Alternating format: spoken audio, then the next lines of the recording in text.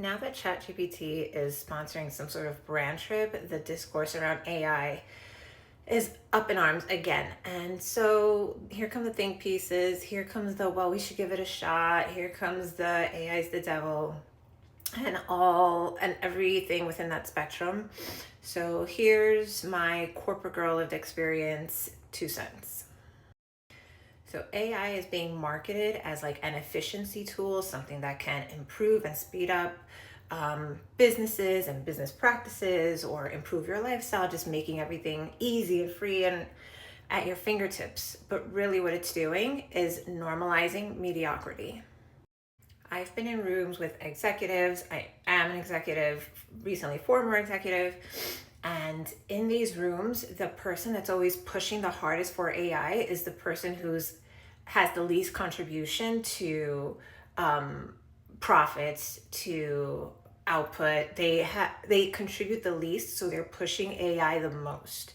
They're the ones that have no actual skill set or talent, and so they're trying to like push this AI to kind of normalize this baseline of mediocrity, right? Because the people in the room that do have the skills and the talent, the ones that do have the profitable departments, the one that do have the skill sets, the one that do have the high standards for their subordinates, for their employees, they're kind of like, really? They're always kind of like questioning it.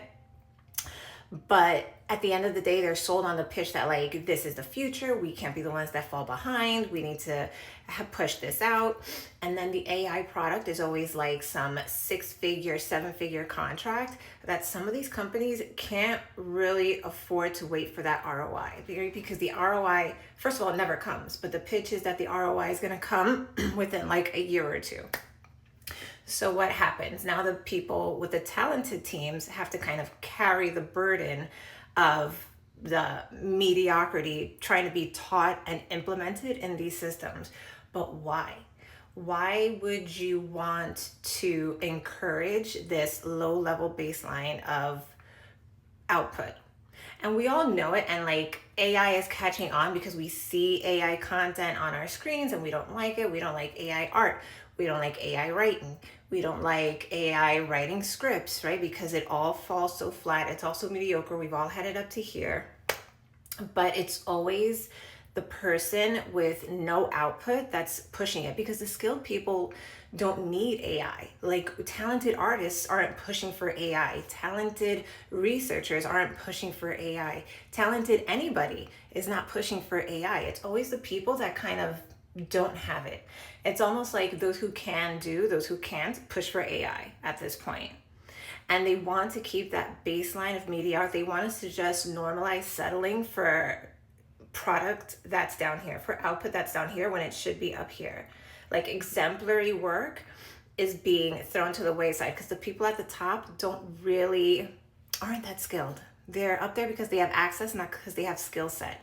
And now they're feeling validated, like, yes, this is our chance to kind of push out and kind of force feed this mediocrity and convince people that this is the baseline. So you might ask, why wouldn't the talented partners, the ones that are bringing in the money, the ones that do have the high standards, why wouldn't they push back? Because the person that's pushing for AI, there's a manipulation tactic where you just complain a lot.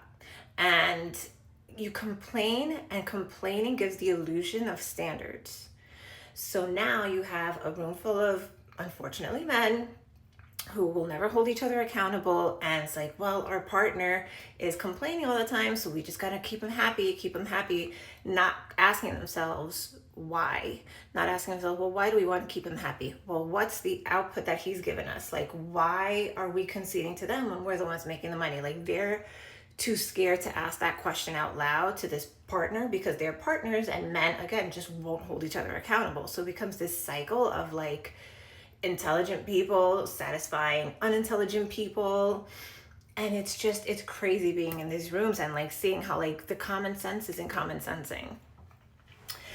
Now, why do large corporations want to normalize mediocrity? Like the quality of everything around us has dropped. Even like luxury goods aren't giving luxury.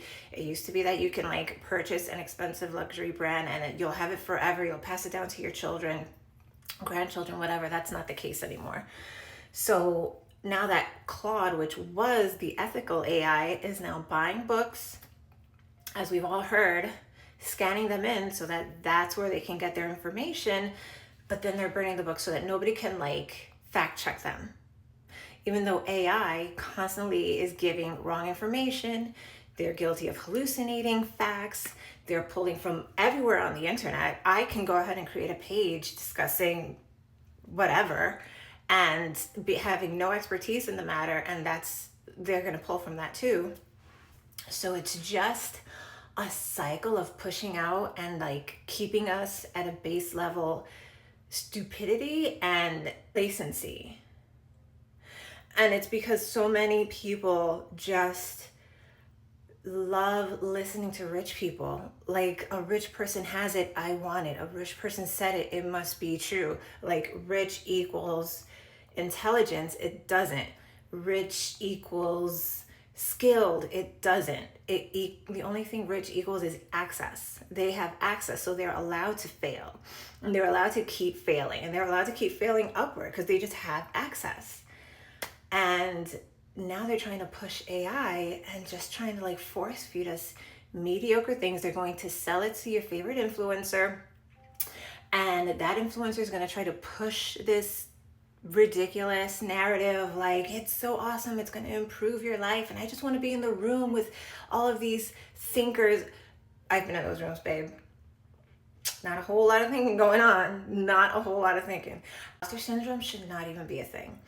So, in conclusion, any corporate girly or any person out there kind of trying to get sold on an idea, think and look at who is selling on that idea and what exactly is their output, right? Because that generational wealth did not come from AI. It came from, first of all, probably exploiting workers. But then those grandchildren, those great-grandchildren are now trying to push AI with no actual success or no actual accolades of their own, right? They're just trying to like have some boneheaded idea. This is going to be great. And you know, people always reject technology in the beginning. That's another one you hear a lot. People are always going to reject it in the beginning. But at the end of the day, it's like the outwardly technology comes to improve something, and AI isn't improving anything.